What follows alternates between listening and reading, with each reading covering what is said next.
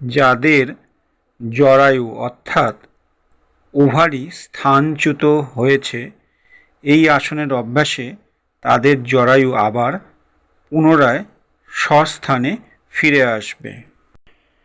নিয়মিত সর্বাঙ্গাসন অভ্যাসকারীকে কখনো কলেরা, বসন্ত, typhoid, pneumonia, শূলব্যাধি, কুষ্ঠ প্রভৃতি জীবন সংশয়কারী দুরারোগ্য রোগ আক্রমণ করে মৃত্যু মুখে ঠেলতে পারবে না।